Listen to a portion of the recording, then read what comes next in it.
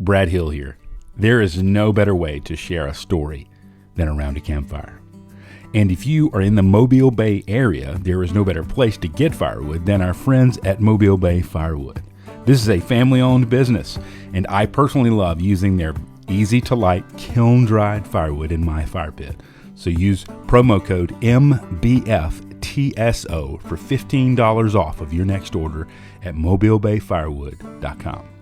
Longtime friends of the podcast, the Growley Leather Company is a family-owned leather goods company in southern Alabama. All of their leather goods are designed and handcrafted to come alongside you in your daily life, share in your adventures, and reflect your character. Brian and I both enjoy products from Growley Leather. So visit growleyleather.com and use promo code TSO2022 for a 15% discount at checkout. Find you a leather journal and fill it with stories from the storied outdoors.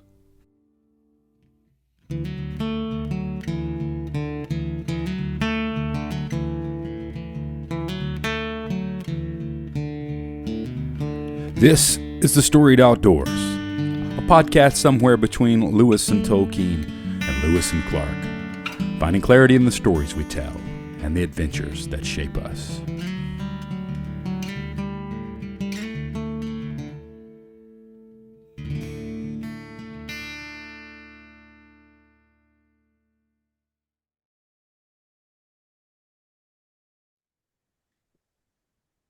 Welcome to the Storied Outdoors. I am Brian Gill, along with my good friend and pal, Brad Hill.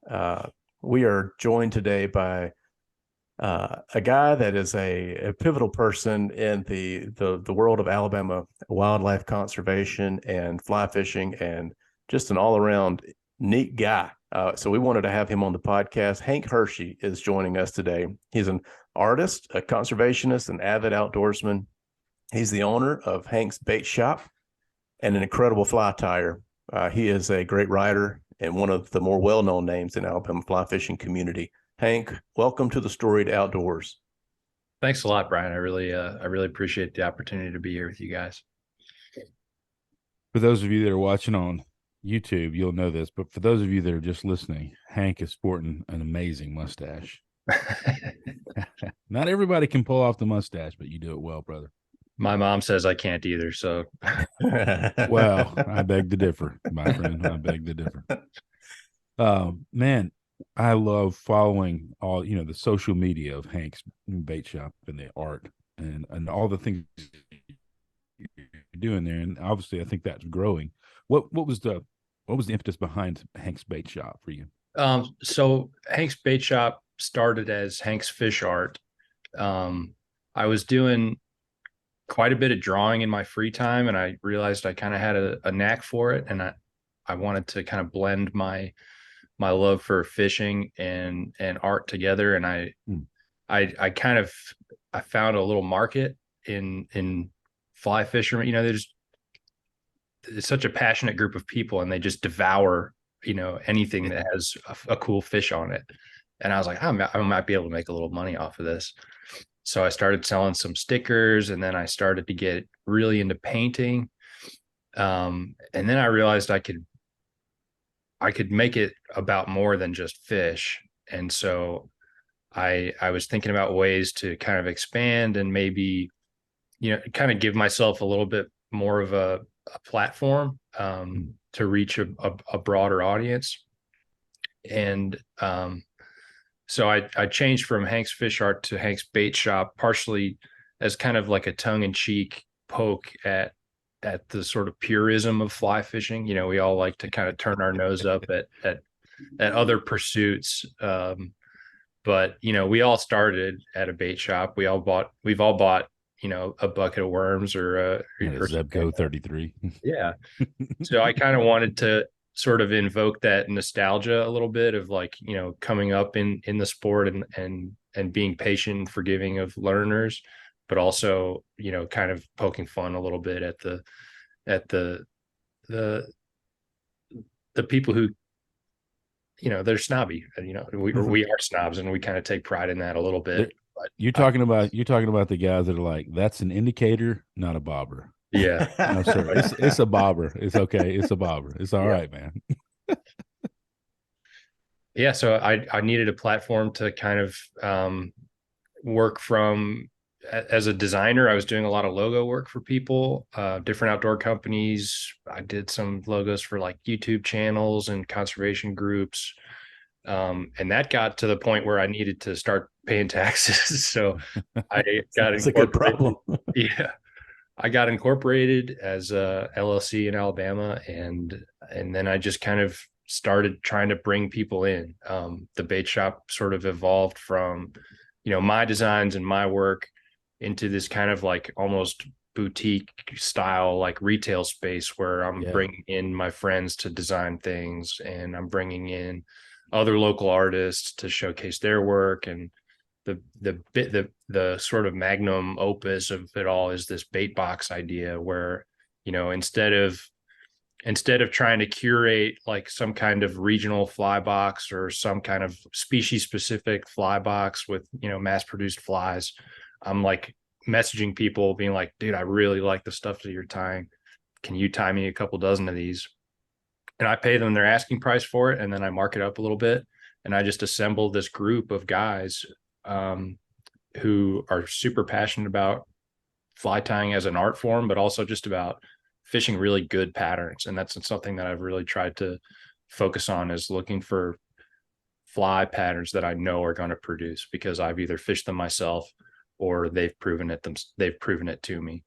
And the bait box has been just like so much fun to put together. I get to interact with tons of people, tons of different fly tires, and it's gotten a really positive response market wise. I mean, they've been selling out within like hours sometimes when I They, post. Wow. they go so fast. I mean, I'll watch it and you say, okay, I'm posting box number 5. And like 5 minutes later, it's He gone. gone. He gone. So are you, where did this love of the outdoors come from with you? I mean, I just seeing from Instagram and everything, all of your social media stuff. I mean, you're in the woods, you're in the water. It seems like it's a passion. Yeah, I don't know that I was born with it. I don't know. So, some people, they're born with a lever action rifle in the cradle, and it's almost genetic how much they love being outside. But I was actually raised in suburban New Jersey, and most of my outdoors kind of experiences were going to the beach. And I didn't kill a deer until I was like 26. So I mean, it wasn't. I'm still learning a lot about everything. I taught myself mostly everything I know about fly fishing, or at least when I started out. You know, there's this there's this sort of common thread I see with fly fishermen where everyone thinks they're kind of alone doing it. They're trying to figure it out in an area where they don't know very many people that do it, and they're trying to learn from YouTube videos or even old VHS tapes. Um, and so I was definitely one of those people. I learned actually my first fly rod was a TFO 9 weight that I brought with me to Alaska, because I had an internship in college that I went up there, and I was like, wow, it seems like now is a good time as any to learn how to fly fish. So yeah, I grew up um, slinging bait in the surf with my dad for stripe and flounder and things like that, but I didn't really get into it like really into it until I got to Alabama, because of, I mean, there's just a wealth of opportunities down here to get out and do whatever you want. I mean, there's so many, Yeah. you know, there's so many things to do and so many places to go and see. I just like, I don't know, there's this fire in me that pushes me to just drive 3 hours and go see a shoal that I saw on Google Earth or something. What brought you to Alabama? I moved here for grad school. I got a bachelor's degree in biology, at a small school called Case Western Reserve University in Cleveland, Ohio. And I got into fisheries biology there because I was kind of doing some conservation research. I I was doing stuff with amphibians and actually snails. And then my advisor at the time was like, you should go to Alaska and like do something cool with your life. And I was like, okay, sounds good. And I got an internship with the U.S. Forest Service as a fisheries technician. So I was counting salmon, as they came in, and we were that was really my job, was just count all the salmon that come through this lake. Wow. Loved it. Had no idea I could even do a job like that. And like, you could make a living as a research biologist or even as a fisheries manager. And so I bit down hard and I just went for it. And I went to grad school to get a master's at Auburn University in 26. I moved down here 2017 and finished my master's. I was like, I need some more. So I stayed and now I'm working on a PhD, which should hopefully be done in August. But hey, that's exciting. We'll see, man. Now you've done some conservation work within your PhD program, correct? And it seems I've seen some really exotic looking fish that you've been kind of tagging, and I have to know more about that. Tell me what's all that about. It looks like something from the Amazon. Yeah. So the focus of my PhD research has been on the effects of dams on migratory fish in Alabama. The Mobile Basin, as you know, is just like they call it America's Amazon because there's more aquatic biodiversity in our state than in any other state. People from Tennessee will probably try to argue with you, but don't believe them. Hey, part of the Tennessee is in Alabama, so I mean we claim most of it. That's true. So the goal of the research is, figure out how these dams are affecting migratory fish populations, and also what maybe can we do to set ourselves up for restoration. And so most of my research has just been tagging and tracking fish. I tag paddlefish. I've tagged smallmouth buffalo, which is carp looking, but it's a native species. And then we've tagged a bunch of stuff, man. I probably couldn't name every species, but that paddlefish is the one I'm talking about. I mean, that I don't even know. Yeah, I didn't even know that was a native fish. Yeah, people don't know because you can't really catch them. They don't take a bait. They eat plankton and things like that. Small aquatic invertebrates like copepods and they feed a lot like a trout. They're filter feeders. They're kind of drift filter feeders, so they'll kind of hold in slack water areas and come out into the flow and eat. Or they'll be in these backwater areas and they'll just swim constantly with their mouth open and just filter like a whale all the food out of the water. Very cool. Huh. They're really neat animals. The first time I saw one, I'll never forget it. We were electrofishing below a dam, and we knew what we were looking for, and we were all really excited to catch our first one. And we were electrofishing, and one came up beside the boat, and it kind of came up and made like it was stunned, and then it started to go down a little bit. And I was the one driving the boat. The other two guys with the nets were on the front, and I almost dove in the water to grab this fish. I reached down in the water and I found its tail and I reached down and grabbed it. And then I didn't realize, but the shocker was still on. So I was like getting electrocuted holding this. I was like, it's worth it. Bring it in get the net, bring in the boat. I got it. It's great. No pain, no gain. Wow. That's amazing. You never think about that when you're in a PhD program, I might get electrocuted today. Yeah. That's hilarious. Wow. I grew up in Monroeville, Alabama. Hank. Oh, no kidding. I spent a lot of time there. That's kind of our home base for a lot of our field work. Yeah, because are you up at the lock up there? Yeah, we work at Claiborne and Miller's Ferry. Yeah, spent a lot of time as a kid, up there. There's that campground that's right by the Claiborne lock, and we would camp out, on the weekends up there, and so a lot of my time was spent up there. Those stop signs have a lot of bullet holes. Was that you? No, it wasn't me. I may have one of those stop signs. May or may not have. One of the newer ones. No, I'm just kidding. But it was a great place to go as a kid, you know, to ride around and be up there. But heard all kinds of stories about what was, you know, below the dam. You know, Yeah. tons of amazing stories about huge catfish. Yeah. Yeah. We've seen some giant flatheads down there, 50, 60 pounders. Yeah. That's Yeah. pretty Monroe cool. County is just a gorgeous area in Alabama. It's kind of this weird, like, it's in the coastal plain, right? Do you know about the Red Hills? Yeah. So the Red Hills is a really interesting kind of biological anomaly in the coastal plain because it's this weird, like these old seamounts before, you know, before the sea level lowered. And then, Right. so there's all these weird species that just kind of, you know, live on this little island of hills within the coastal plain in Monroe County. There's an endangered salamander called the Red Hills salamander that lives in like burrows in the duff up there. But yeah, just like there's mountain laurel and stuff. It's crazy. It's like this tiny little like upland region within Monroe County. It's incredible. I love it Yeah. down. Yeah. It was a beautiful place to grow up.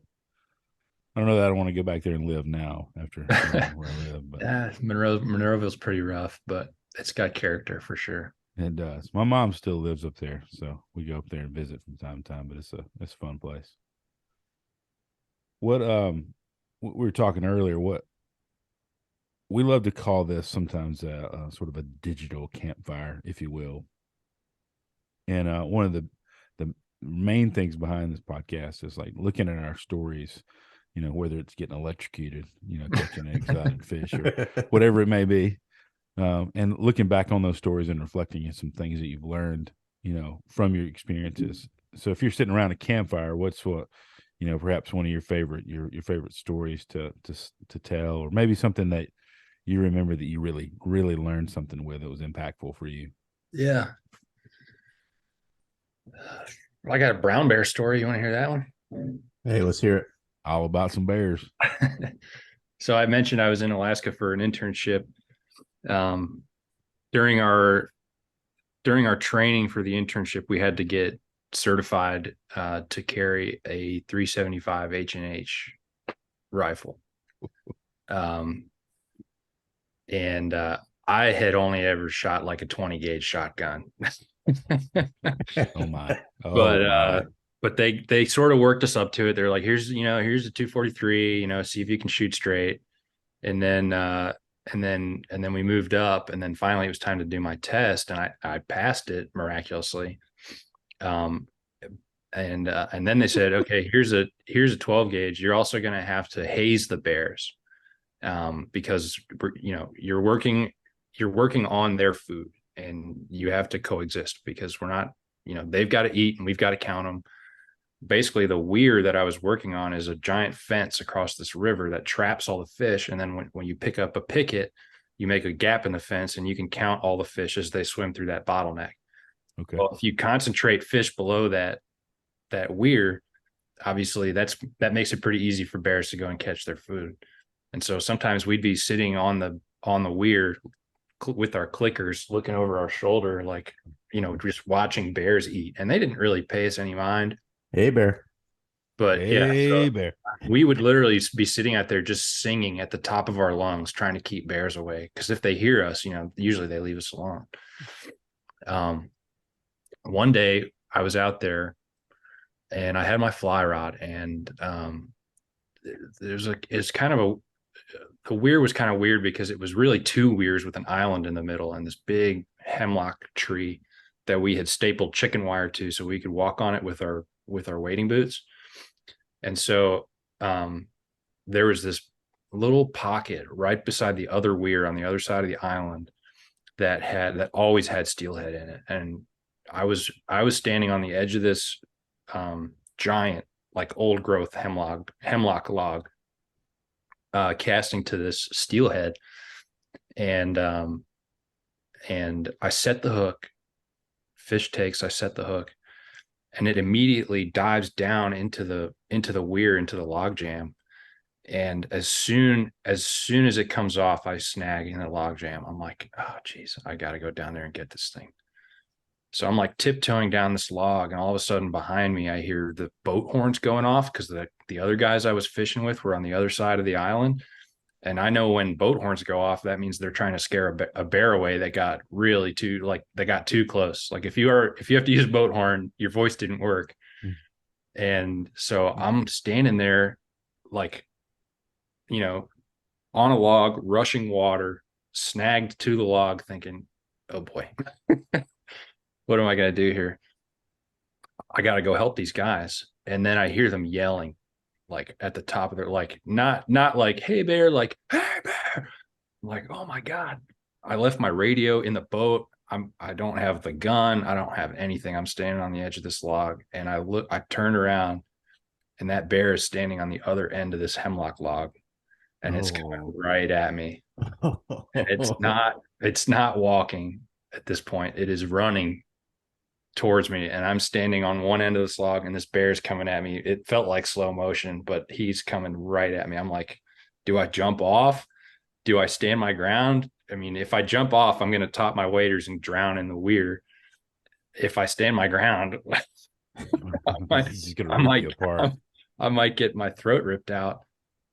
The best case scenario, the bear gets within a foot of me and then jukes me like an NBA player and jumps off the log into the water and swims away. You fill your waders up and not with water. I thought the same thing. I'm shaking telling the story because I cannot explain to you like how scared I was in that moment. Like I couldn't breathe. I couldn't speak for hours after that. Like they were like, what happened? What happened? I was like, I was just like so shocked that it had come that close. I realized, later on that the bear wasn't attacking me. It was trying to get away from those guys. You were in its way. In the wrong place at the wrong time. I was in the bear's way, and it, thank God, made the decision to jump off the tree and go the other way. But I was like, I'm a goner. Sorry, Mom. I should never have gone to Alaska. Oh my goodness. Yeah. What went through your mind? Like what went through your mind when that bear's a foot from you? Like, I mean, it ran at me so fast. Like I didn't really have time to think. Like, I mean, it was just, I was like, I had already once I saw the bear, I was like, this is it. I'm either going to drown or get ripped apart. And he jumped off the tree. I don't know. It was just like, ooh. You just seize up in a moment like that. You don't really have any thoughts. It's just like, I don't know if you've ever experienced like sheer panic like that, whether it's like, a car accident or some like impending like threat that's just so like close. It's like this weird visceral, like you just shut down. You can't do anything. It's so wild. I'm sure with training or something, you would be able to act, to do the right thing. But, they train you, like if the bear comes close, you shoot it, and, they prepare you. They have like a simulated bear charging, and you have to rack around and fire it twice. And I was like, there's no way if I actually got charged, I'd be able to do any of that stuff, just because you just seize up. It's crazy. Wow. Did you feel like, within a foot, could you feel like, the warmth off of him almost? Yeah. I was about to say, I wonder if you could smell it. Yeah. Yeah. They're pretty musky. Yeah. Oh, bears are nasty, dude. Yeah, they get, you ever seen one with tapeworms? No. I have not. The ones that eat a lot of fish, they get pretty bad parasites. And not this bear, but there's another bear that frequented the site. He would just drag them behind him. They were just hanging out. And they'd like, sometimes they'd like rub up on a bush or something to try to get them tangled, and then they'd walk away from it to try to pull it out. They're very disgusting creatures, but super smart. I mean, I did not know that. They're smarter than dogs by far. I mean, they're just like, I've heard Stephen Ranella talk about, like, there was a parasite that he got from bear meat. Oh yeah. That was, I can't remember what he called it, but it sounded terrible. I was like, it wasn't cooked enough, or he thought it was cooked enough and it wasn't. I can't remember what it was called, but it sounded probably trichinosis or something. That's it. Yeah. Trichinosis sounded terrible. Yeah. Oh man. Hard pass. Hard pass indeed. What you look back on that story, like what are some reflections that you had on that outside of, the fear. Yeah, I mean, honestly, that was the big takeaway. I was like, I've just never been scared like that in my life. And I learned a lot about like my personal limitations as far as like what I'm comfortable with, what I can face, and what maybe I can get through. But it's such a unique, rare occurrence that yeah, I don't know really how applicable it is in my daily life to be charged by a bear, but just to feel that feeling, I think was a really valuable experience to be to know that that's possible, to know that you would seize up and just be completely paralyzed with fear. Yeah, I right. think maybe if I were ever to think that I might get into a situation like that again, I would be a little bit more prepared. But the biggest lesson was just like, don't leave the gun in the boat. Like if I was you about to have, say that training you have doesn't. It didn't do much good with the boat and the gun and the You gun. want to shoot him with the fly rod? yeah, a TFO 9 weight's pretty stout, but it's not going to last against a bear, that's for sure. Gosh. Man. So Wow. in addition to all your other things that you're going, I mean, you're like a true Renaissance man, Hank. I mean, honestly, you're also a very thoughtful like person, like as far as a reflection is important in your life. And I've read a lot of the things that you've written on your blog. I've read some things that you've written about some of your own hunting and outdoors experiences. Also, some things you've dealt with maybe some depression and things of that nature. Where did this love of writing come from? Um, my my dad, um, my dad he's actually an editor at the Wall Street Journal. Wow. And I remember growing up, um, I never really loved to read that much. It always sort of felt a little bit like a chore.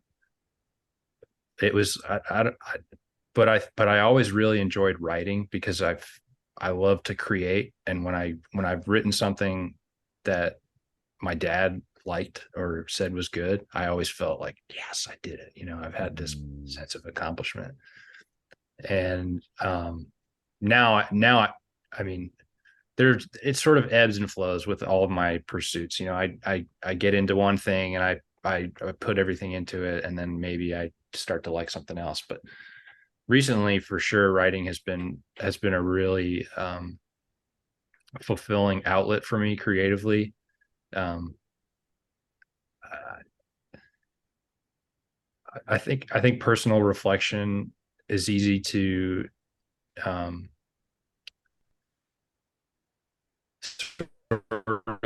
avoid. I think a lot of people don't get a chance to really write about themselves. I think people in therapy get a chance to talk about themselves a lot, and maybe people with people who love to journal probably do a lot of it. Um, but yeah, I knew I needed that sort of outlet, and writing really helps me with my just thoughts and clarity. Um, and so whenever I'm going through something, or even if there's just something I'm trying to figure out, like there's something sort of intangible about something, even if it's something I enjoy, I try to figure it out with writing because it just makes my thought process so much clearer. It's like you get this when you have a sentence that's like, oh man, that makes so much sense to me now. That to me is a really satisfying feeling. So I think that's what motivates me to write.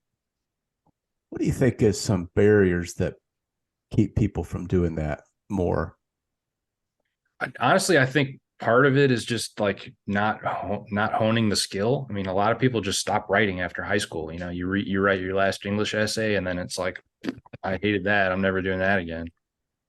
Um, but I think a lot of people that come back to it sort of realize the power of good writing. Whether it's like a really well crafted email, or just like or it could be a poem. So I don't think a lot of people who I think people who maybe don't write but want to struggle the most because they just haven't practiced. Mm. but I think a lot of people just don't want to, and maybe that's because they hated it and had bad experiences, growing up writing, or that they're scared of what they might write. I think personal reflection is really difficult. And if you're facing things that are hard to put into words, and it's easier sometimes to just, you know, to distract yourself from it or not really put that much thought into it. Because I mean, it can be painful. I mean, really good writing can be painful. Yeah. Yeah. Well, I've really enjoyed just kind of getting to know you through through this fly fishing community in Alabama. I think the first time I may have met you was in 2018 at Cahaba Brewery at the Sounds Red right. Eye. It was the first Red Eye thing that Matt Lewis and those guys were doing, and Yeah. um, I felt I was kind of a newbie to the sport and very new to the Alabama fly fishing sport to community, and I have really appreciated you guys just kind of being very open to letting people into that community. And just I actually talking about reflection, a recent essay that I wrote, it dealt with community. And one thing I've felt about this Alabama fly fishing community is it's very open and welcoming to new members. And everybody that I've met has been very willing to kind of help other people in that community. You started out looking at YouTube videos to learn to fly fish. I did the same thing. Right. I had nobody to teach me and mentor me. I don't think that that's always, I mean, it doesn't have to be that way, especially when you've got such a strong community in this state. Can you speak to that community a little bit? Yeah, the community here is amazing. I mean, I've met so many great people. I mean, I've made lifelong friends just because of being around fly fishermen and their friends. And I think the community in Alabama is special because we you know everything kind of seems new to everyone here. If you compare it to something like the steelhead fishery in Oregon, people there have been fishing that river, fly fishing there for decades and decades. And so it's sort of the fact that it's this very established, sport and community makes it kind of closed off because people are trying to protect what they think is theirs. And here in Alabama, it's interesting because, even though people have been fishing for red eye for a long time, people didn't know what they really were and how valuable they were until very recently. And so I think the newness of it all makes it exciting and makes people want to get in on it. But also the newness sort of prevents anyone from really having ownership of it. Mm-hmm. And so we're all sort of trying to figure out everything together rather than, looking to the red eye Illuminati to grant us permission to post a picture of some creek, and I think it is changing. It's grown so fast that, there is kind of this sort almost like separation, I think, between, the guys that are really loud on social media and the people who are kind of quiet and just like to kind of do it on their own. And there's not, I mean, I'd say loud, but it's not a bad thing to be vocal about it. We're trying to promote the fishery. But I think that if the community is going to stay as strong as it is, I think there needs to be a sort of reckoning about, what is really valuable about this fishery and what are we going to do to make sure that it's equitably shared and also perpetuated, because, it's so easy to burn out a fishery. I mean, it's so easy to make something go away, and we do it by accident all the time.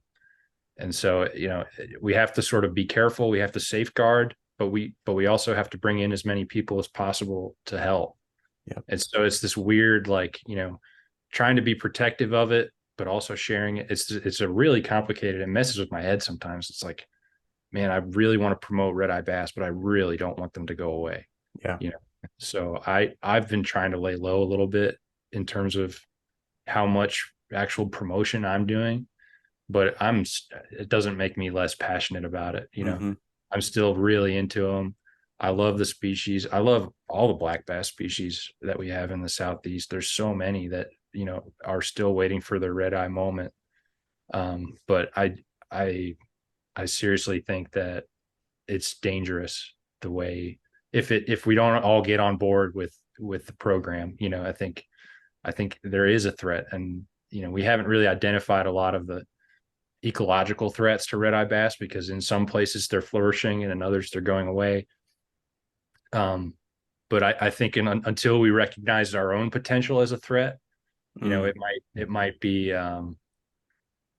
challenging to kind of rally around one sort of, you know, goal as a group, because there might be tension within the group about people arguing what's best. You know, if we can all agree what's best, I think that'd be awesome. I think we can all agree to keep them wet. That's right. Yeah. Keep them in the water. Sacrifice the grip and grin if you can. Right. Yeah. I mean, that's the thing too about promotion, right? It's like, you know, you want to get your likes and stuff when here's my red eye that I caught this weekend, but you know, if you really have the best interest of red eye in mind, you wouldn't even poke a hole in their mouth. Mm-hmm. You know, so it's this complicated, you know, what do they call it? It's like cognitive dissonance. You know, it's like, I want what's best for this animal, but I want to interact with it because that's the best way I know how to enjoy life, is to get out there and be a part of the ecosystem and interact with things. But truly, if you loved it so much that you wanted it to be there forever, you would just say, I'm never going to touch a red eye bass again, because there's no such thing as unexploited use of that fishery. You know, like as soon as you put that line in the water, you are doing harm. And so we have to reconcile with that as anglers and try to make a positive impact beyond promoting it, because you know, until there are real conservation action items you know, put in place, you know, we haven't really made a difference for red eye. We've just made it harder for ourselves because more people are fishing for them. Hank, you got a lot of things going on, obviously, as the Hank's Bait Shop grows, and I know there's some things that you're doing with that. What's on the docket for you as a next adventure or on the horizon? Oh, let's see.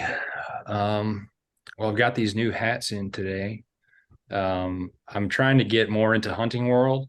That's for those that are listening, it's a very nice hunter's orange.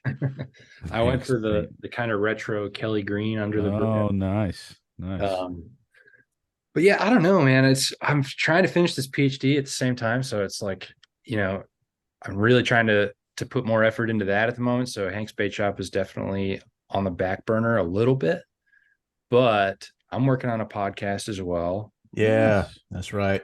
Me and Drew Morgan, the head of East Alabama Fly Fishing, are trying to take a deep dive into this concept I call mindful outdoorsmanship, which you guys do participate in. Absolutely. And I know you are also encouraging it. But I guess the angle I'm trying to take is that, you know, why do we do what we do, even though we're causing harm? You know, we're killing animals, we're poking holes in their faces. Like, what is it about this that allows like that? How do we justify that as anglers or outdoorsmen? And then, you know, and then using that as a way to kind of perforate a lot of other issues that you know, require deep reflection. So it's going to be a challenge, but we're excited about it. We had a really cool guest on for our first episode, Kent Edmonds. He's a a fly fishing guide in Georgia who's just a wealth of knowledge. He's in his 70s, I think. And he just knows everything there is to know about catching shoal bass on a fly rod. And so we poked his brain a little bit, and we talked about mentorship and a lot of issues that I think a lot of anglers will identify with. So I'm hoping to keep recording a few more episodes before we release any of it, but definitely Nice. next year we'll get that out there. Man, Yeah. that's awesome. I can't wait to listen and hear more about that. That's great, man. Yeah, and we'll be happy to Promote push it. people to that and promote that. I think that's something more people, and we talk about a lot of faith on this podcast, and as believers, I feel like the stewardship of resources is something that that Christians and believers should be a part of. We're given the land, but we also have to take care of it. Right. Yeah, we're called to steward it. That was our job. Yeah. Yeah. Well, Man, Hank, I couldn't find somebody better to do it with, man. I love the guys of East Alabama fly fishing.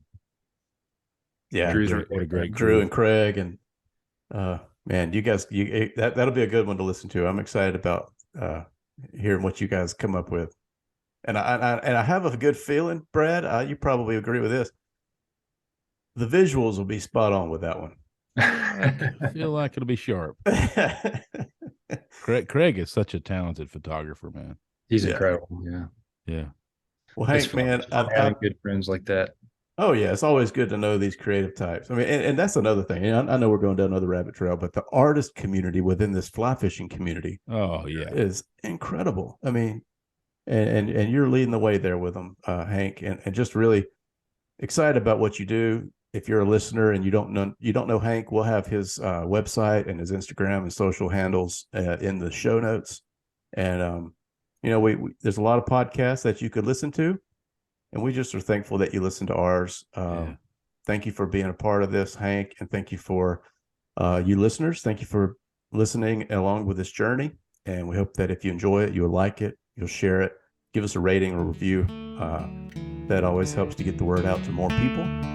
And I hope that these stories will encourage you to find your own adventures and write your own stories in the storied outdoors. If you've enjoyed this podcast, please take some time to leave us a review, or better yet, share it with a friend.